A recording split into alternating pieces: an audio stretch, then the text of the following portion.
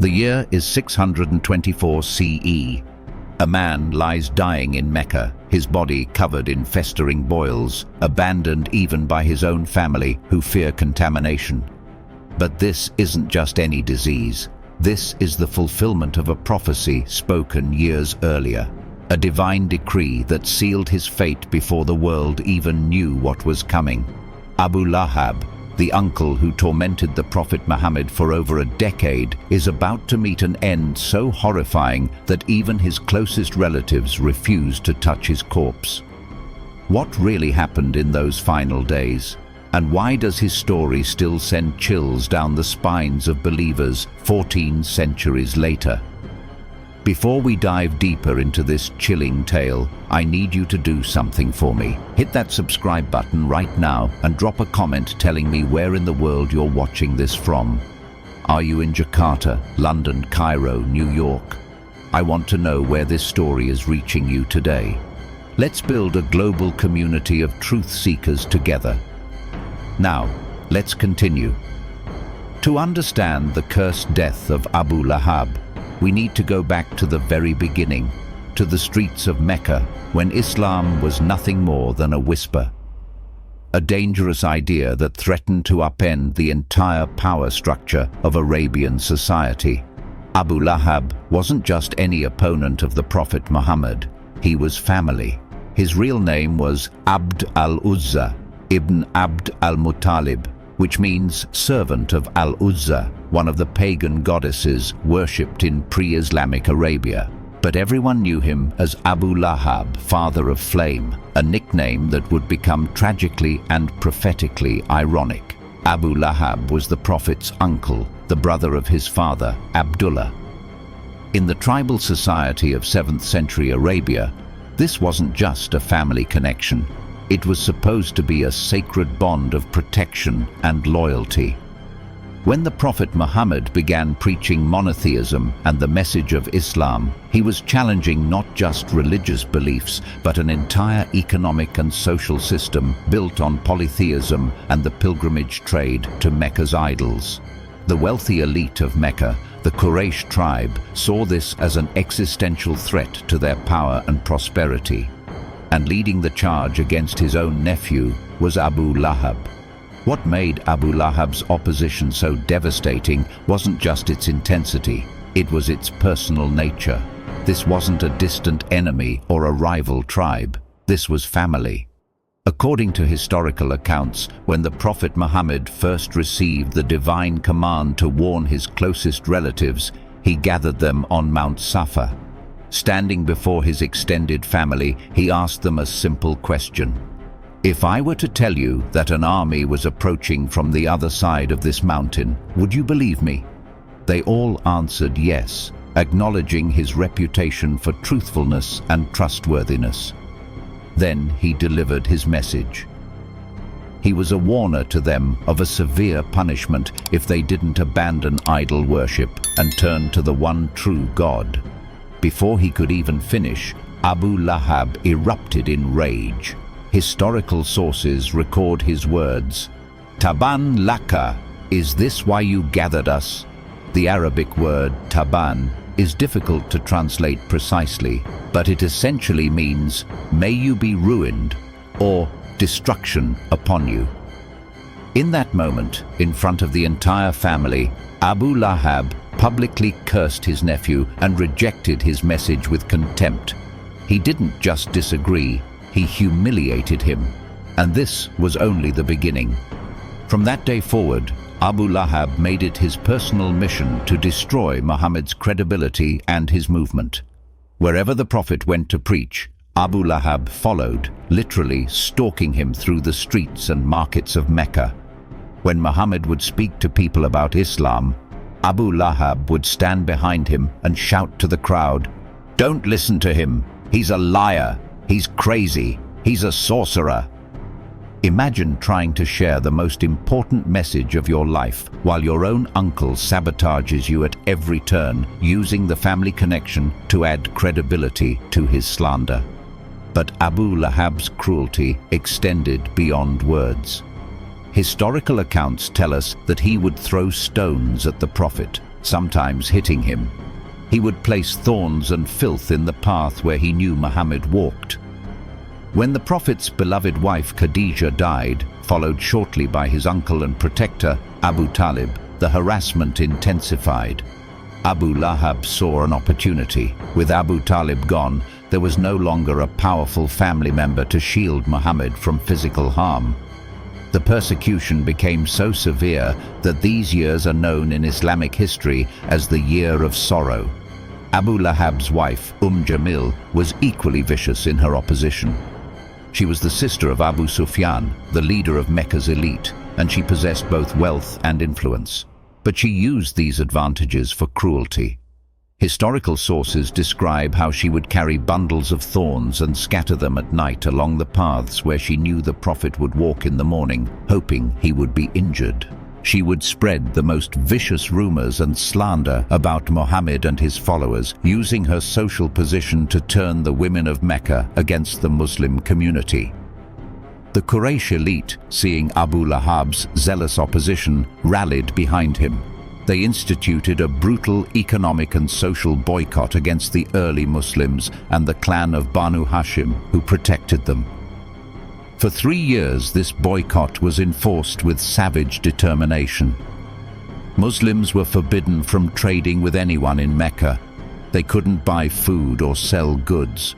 Marriages were prohibited. The community was completely ostracized, pushed to the margins of society, forced to take refuge in a confined area where they slowly starved. Children cried from hunger. The elderly weakened and died. And through it all, Abu Lahab stood firm, one of the key enforcers of this cruel policy. But then something happened that would change everything. In the midst of this persecution, around the year 613 CE, a revelation came to the Prophet Muhammad that was unlike any other. It was short, direct, and absolutely devastating. Surah Al-Masad, the 111th chapter of the Quran, was revealed, and it didn't mince words. Let me share it with you in translation. May the hands of Abu Lahab be ruined, and ruined is he. His wealth will not avail him or that which he gained. He will burn in a fire of blazing flame, and his wife as well, the carrier of firewood. Around her neck is a rope of palm fiber. Think about what just happened. In a revelation believed by Muslims to be the literal word of God, Abu Lahab was condemned by name. Not a veiled reference, not a metaphor, his actual name, or rather his nickname, Abu Lahab, which means father of flame, now explicitly connected to the fire he would burn in. And the prophecy didn't stop with a general warning about the afterlife. It made a specific, verifiable claim that Abu Lahab's wealth would not save him and that he would never accept Islam. Now, here's where this becomes extraordinary from a historical and theological perspective. This revelation was public. It was recited in the streets of Mecca, memorized by the early Muslims, and heard by Abu Lahab himself. From a purely strategic standpoint, this was incredibly risky. All Abu Lahab had to do to disprove the Quran and destroy Muhammad's credibility was to publicly declare his acceptance of Islam, even if he didn't believe it in his heart. Just say the words, pretend to convert, and he would have proven the Quran false, the Prophet a liar, and the entire Islamic message a fabrication.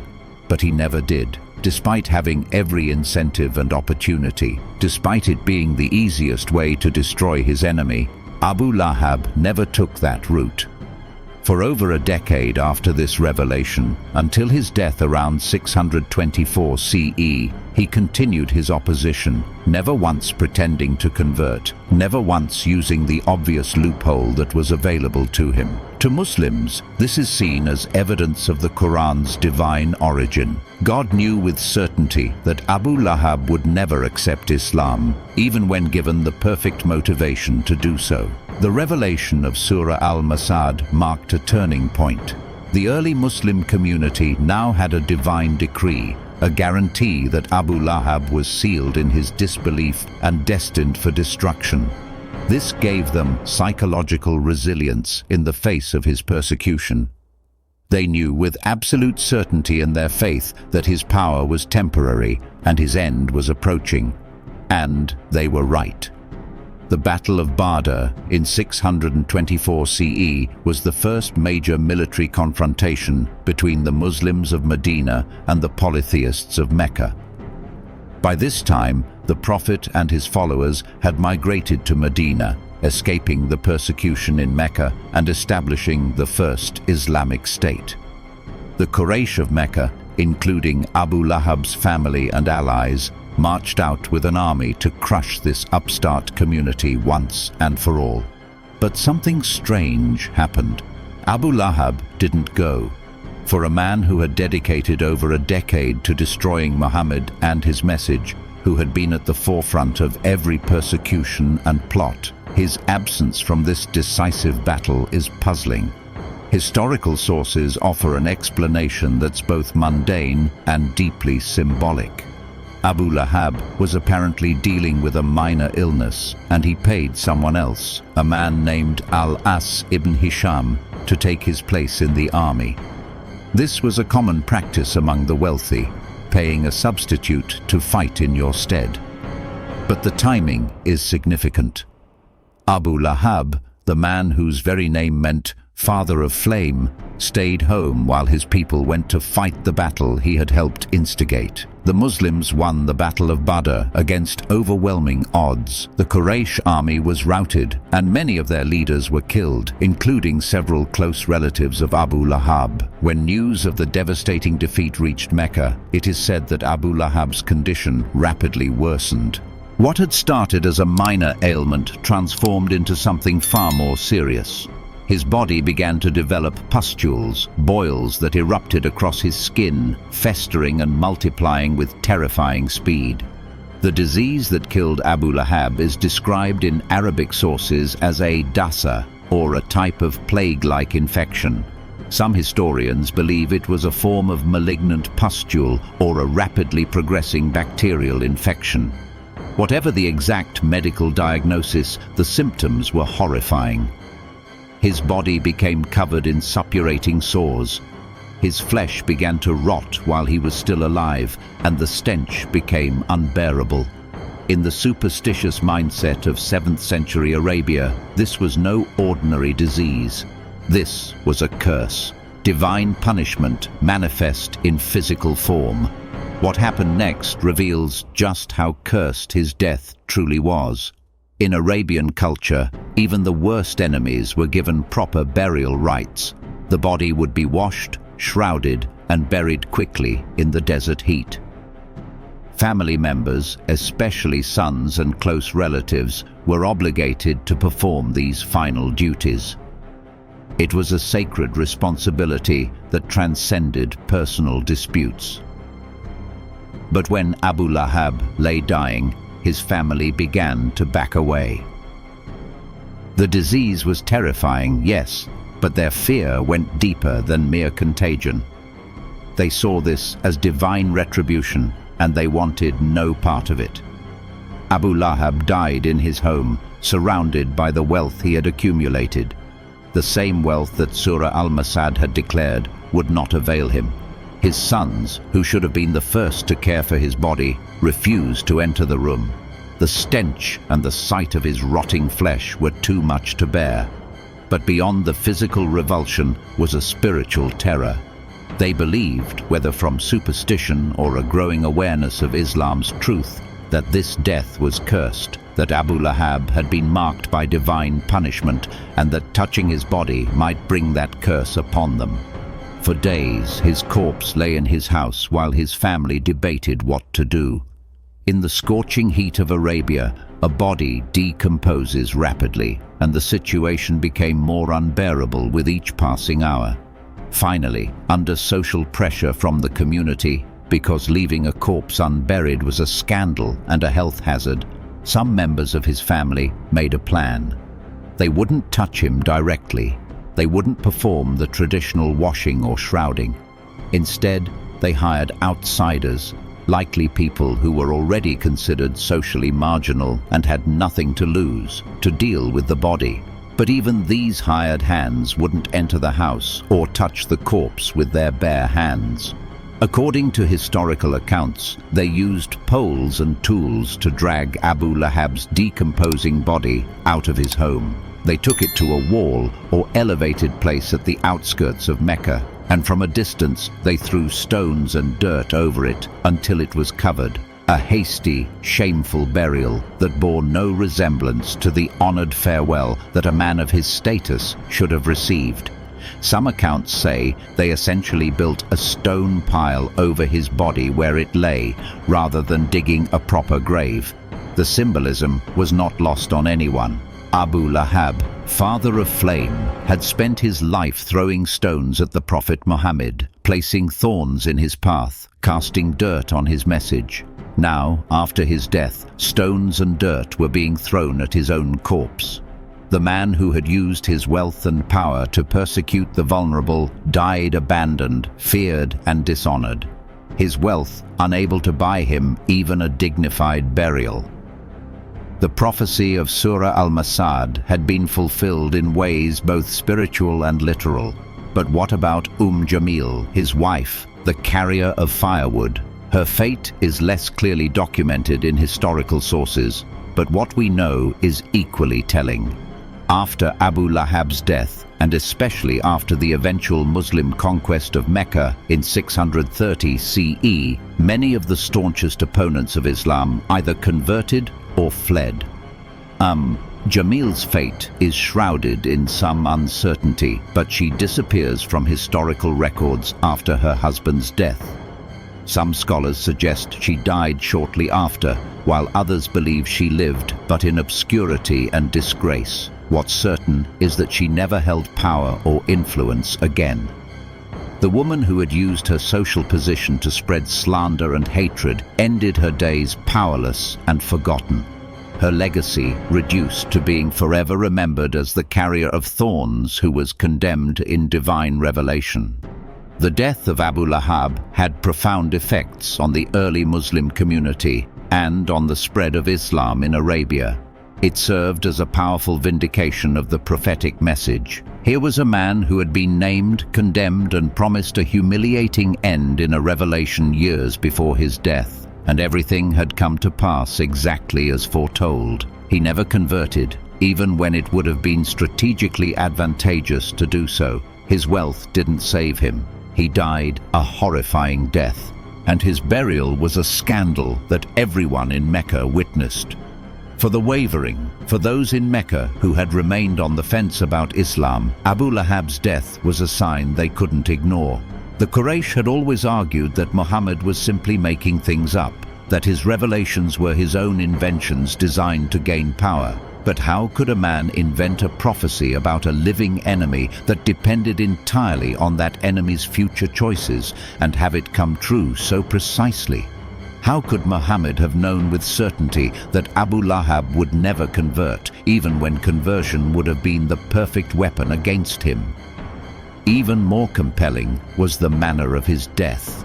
In pre-Islamic Arabian culture, success and health were seen as signs of divine favor, while illness and misfortune were marks of divine displeasure.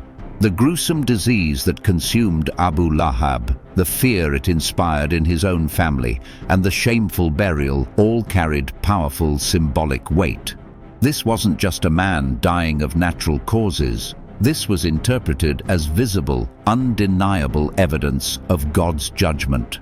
The story of Abu Lahab and Surah Al-Masad has continued to resonate through Islamic history for 14 centuries.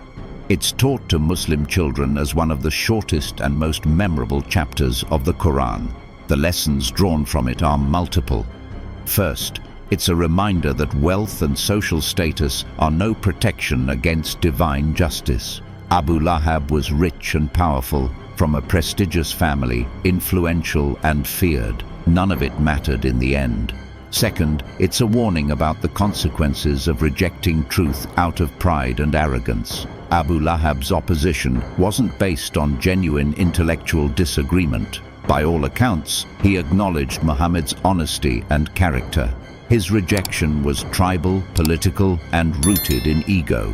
Third, Surah Al-Masad represents the Quran's unique characteristic of making specific, falsifiable prophecies. Religious texts often speak in generalities about the afterlife or use metaphorical language about judgment. But to name a living person and guarantee he would never believe, knowing that person could prove you wrong at any moment, is extraordinarily bold. From a faith perspective, it's seen as evidence of divine knowledge. From a historical perspective, it's a fascinating case study in the confidence of the early Islamic message. But perhaps the most haunting aspect of Abu Lahab's story is the personal tragedy at its core. This was a family member, an uncle who should have been a protector and supporter. In those crucial early years when Islam was most vulnerable, when a word of support from a prestigious family member could have changed everything, Abu Lahab chose hatred. He had countless opportunities to reconsider, to soften his stance, to at least remain neutral. The revelation of Surah Al-Masad itself could have been a wake-up call, a moment to reflect on his choices. But pride is a powerful force, and sometimes people become so invested in their opposition that they can't turn back, even when the path forward leads to destruction. Modern scholars, both Muslim and non-Muslim, have examined the Abu Lahab narrative from various angles. Some focus on its theological implications about predestination and free will. If God knew Abu Lahab would never believe, did he truly have a choice? Muslim theologians have written extensively on this, generally concluding that divine foreknowledge doesn't negate human agency. God knew what Abu Lahab would freely choose, but the choice was still his. Others examined the historical and sociological context, looking at how the threat posed by Muhammad's message to Mecca's economic and social order motivated fierce resistance from the elite. Abu Lahab's opposition makes perfect sense from a perspective of threatened self-interest. What's particularly interesting is how the story of Abu Lahab contrasts with other early opponents of Islam who later converted and became honored figures. Take Khalid ibn al-Walid, for example, who fought against the Muslims at the Battle of Uhud, but later embraced Islam and became one of history's greatest military commanders. Or Amr ibn al-As, another early opponent who converted and went on to conquer Egypt for Islam.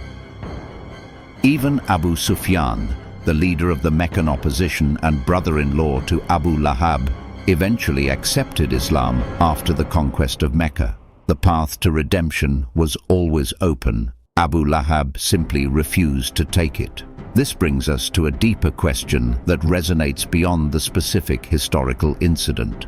What makes someone so resistant to truth that they'll maintain their opposition even unto death, even when changing their stance would serve their own interests? Psychological research on belief persistence and cognitive dissonance offers some insights. When people publicly commit to a position, especially one tied to their identity and social standing, admitting error becomes psychologically costly. The more invested you are, the harder it becomes to change course. Abu Lahab had made his opposition to Muhammad the defining feature of his public identity. To change would mean admitting he'd been wrong for years, that his persecution had been unjust, that he'd harmed his own family member for nothing. For many people, maintaining a harmful belief becomes easier than confronting such a devastating admission. There's also the factor of social pressure and peer influence. Abu Lahab was embedded in the Quraysh elite, and his opposition to Islam had made him a hero among his peers.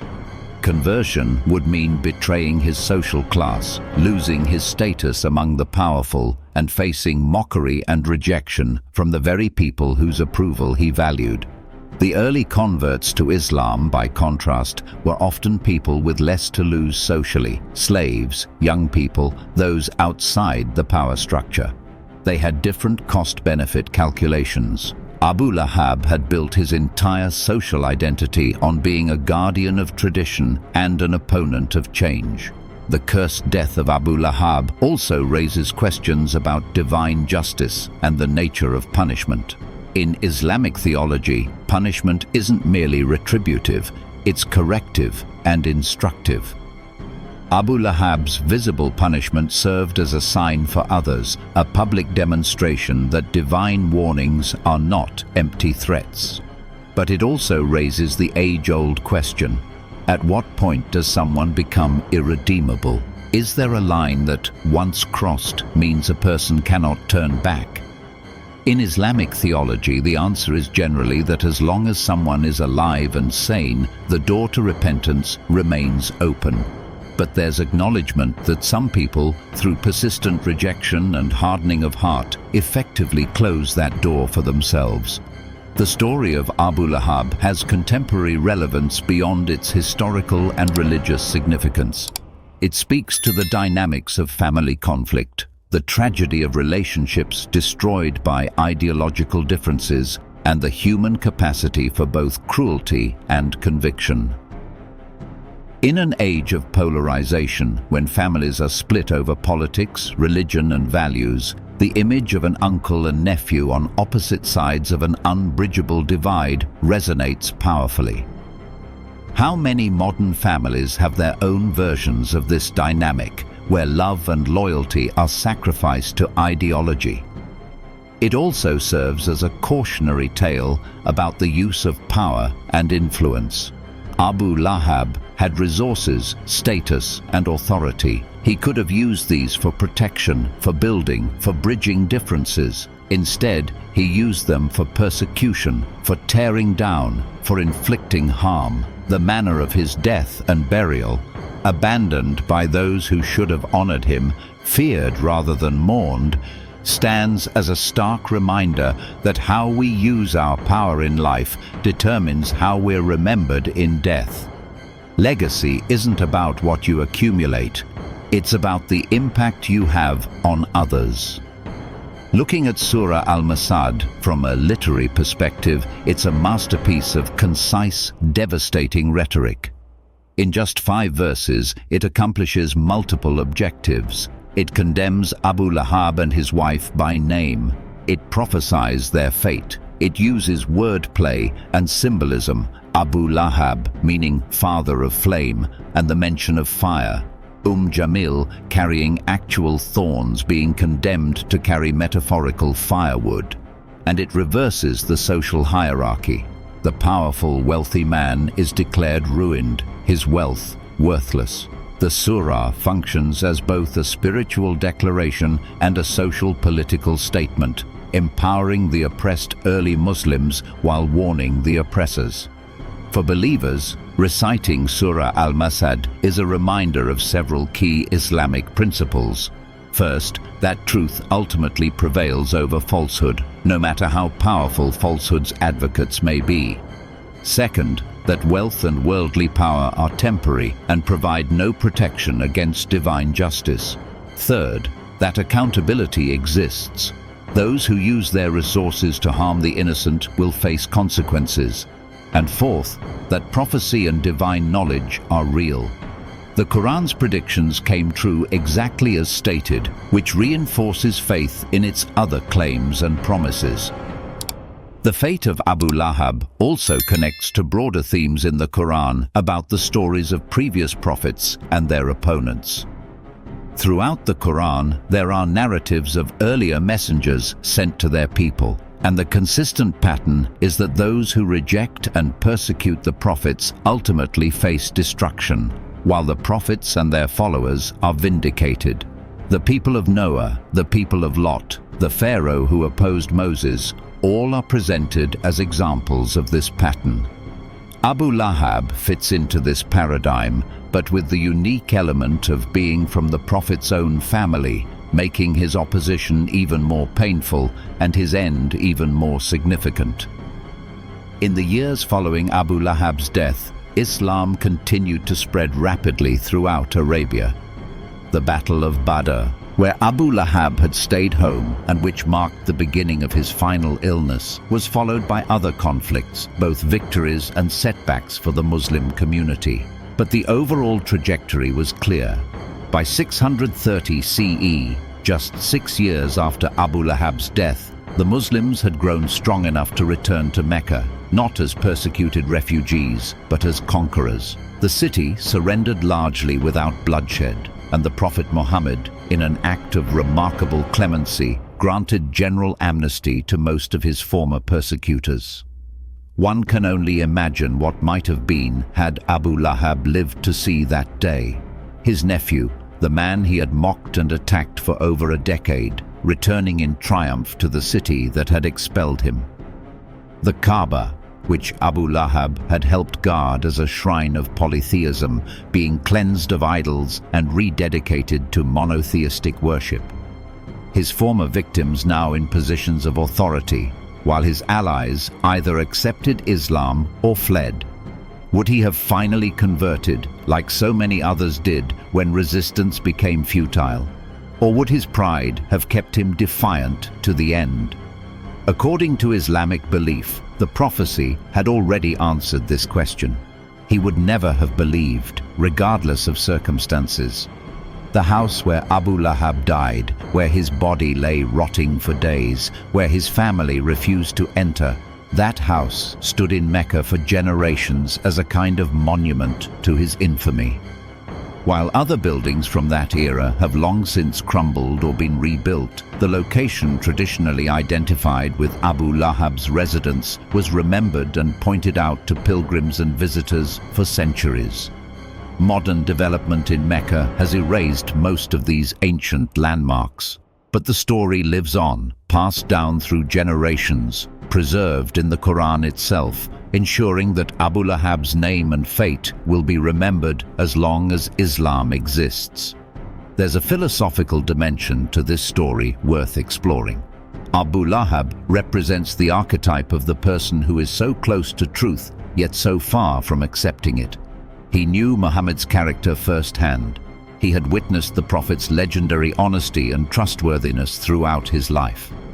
He couldn't credibly claim Muhammad was a liar or a fraud. His own testimony before the call to prophethood had confirmed Muhammad's integrity.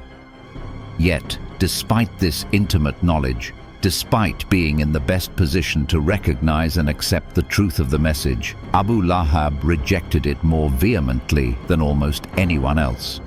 This paradox, that proximity to truth doesn't guarantee acceptance of it, is something we see repeatedly throughout history and in contemporary life. Families of prophets, students of great teachers, citizens of enlightened societies. Proximity alone doesn't produce conviction. Sometimes, in fact, familiarity can breed contempt, or the personal stakes of accepting a truth can make rejection more likely. Abu Lahab's rejection wasn't based on ignorance.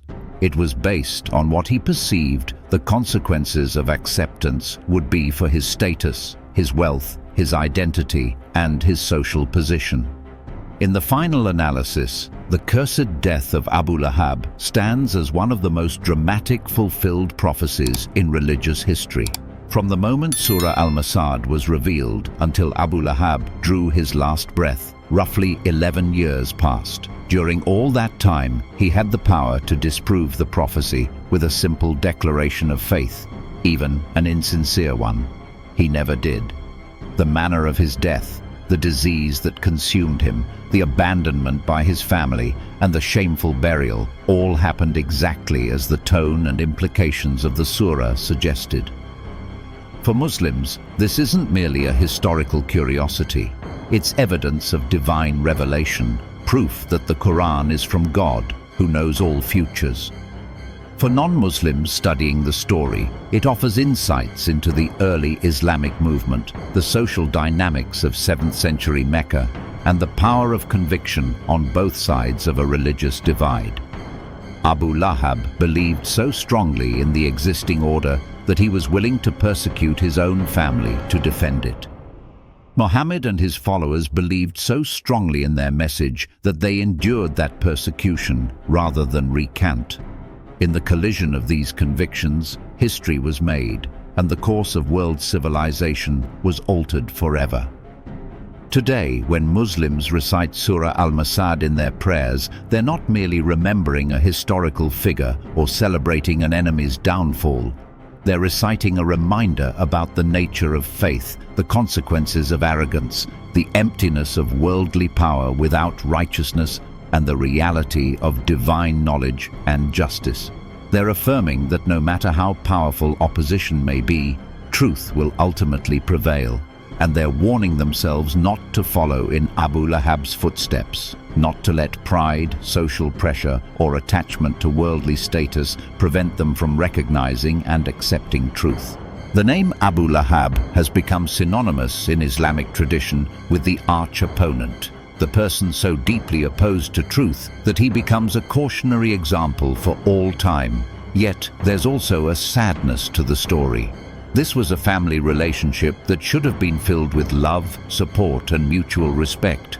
Instead, it became the arena for one of history's most bitter conflicts. The Prophet Muhammad, despite everything, continued to refer to Abu Lahab as his uncle, maintaining the family connection even as Abu Lahab tried to destroy him. Even in the final years, the possibility of reconciliation theoretically existed. But Abu Lahab chose his path step by step, decision by decision, until he had walked so far down it that turning back became psychologically impossible. His wife Jamil's role in the story is equally instructive. She wasn't just a passive supporter of her husband's opposition, she was an active persecutor in her own right. The image of her carrying thorns in the night to scatter in the Prophet's path has become iconic in Islamic tradition as a symbol of deliberate, calculated cruelty. Yet the prophecy about her fate is almost gentle in comparison to that of her husband. She's mentioned as an accessory to his punishment, the carrier of firewood who will have a rope around her neck. But the focus remains on Abu Lahab. In a society where women often had little agency, Jamil chose to use what power she had for malice, and that choice too had consequences. As we come to the end of this story, we're left with several profound truths that transcend the specific historical moment. First, that words and actions have lasting consequences, that how we treat others, especially the vulnerable, matters not just morally, but practically, shaping our legacy and our ultimate fate. Second, that power and wealth are not shields against divine justice or even against ordinary human mortality and humiliation. Abu Lahab's riches couldn't prevent his horrifying death or buy him a dignified burial. Third, that pride is perhaps the most dangerous of spiritual diseases, capable of blinding us to truth, even when it stands directly before us, even when accepting it would serve our interests. Fourth, that prophecy and divine knowledge operate on a different plane than human speculation. The Quran's statement about Abu Lahab wasn't a prediction based on personality analysis or probability. It was a declaration of certain knowledge, and its fulfillment, down to the smallest details, continues to inspire faith in believers. Fifth, that families can be torn apart by ideology and conviction, and that sometimes the closest relationships become the most bitter conflicts when fundamental beliefs collide. The tragedy of Abu Lahab and Muhammad's relationship resonates with anyone who has experienced ideological division within their family. Finally, the story reminds us that historical narratives have power. Abu Lahab has been dead for 14 centuries, yet his name is spoken by billions of Muslims in their prayers. His fate is taught to children. His choices are analyzed by scholars, and his legacy serves as a warning to each new generation. He achieved a kind of immortality, but not the kind anyone would want. Immortality as the ultimate example of stubbornness, cruelty, and rejection of truth. In seeking to destroy Muhammad's message, he instead guaranteed that his own infamy would be remembered as long as that message survives. The cursed death of Abu Lahab is more than just a historical event or a religious story. It's a meditation on human nature, on the choices we make and their consequences, on the power of conviction and the danger of pride. It's a reminder that we all face moments where we must choose between truth and comfort, between integrity and social acceptance, between humility and ego. Abu Lahab made his choices, and they defined not just his life, but his eternal legacy. Each of us, in our own way and in our own time, faces similar moments. The question is, what will we choose, and what legacy will those choices create? The fire that Abu Lahab, the father of flame, will face according to Islamic eschatology is one thing, but the fire of regret, of knowing that you had the chance to embrace truth and chose to reject it, of realizing too late that everything you thought mattered was worthless, perhaps that burns even hotter. Abu Lahab's story is ultimately a tragedy, a cautionary tale, and a prophecy fulfilled. From the streets of Mecca, where he threw stones at his nephew, to the deathbed where he lay abandoned and rotting, to the hurried burial where his own family wouldn't touch his corpse, every moment of his final chapter reinforced the divine judgment pronounced against him years earlier. So when we remember Abu Lahab today, we remember not just a historical figure, but a timeless warning. Power is temporary, wealth is illusion, pride is poison, and cruelty has consequences. The man who had everything by worldly standards died with nothing by any standard that matters. His hands, which Surah Al-Masad declared would be ruined, had indeed grasped at power only to watch it slip away. The flame he carried in his name consumed not his enemies, but himself, and the curse he pronounced upon his nephew in that gathering on Mount Safa returned to rest upon his own head. This is what really happened after Surah Al-Masad was revealed, a prophecy that became history, a warning that became reality, and a man who became a monument to the consequences of rejecting truth. Abu Lahab's cursed death was not merely a moment in history, but a message echoing through time, that divine justice is real, that prophecy can be verified, and that how we respond to truth when it calls us determines not just our legacy, but our very fate.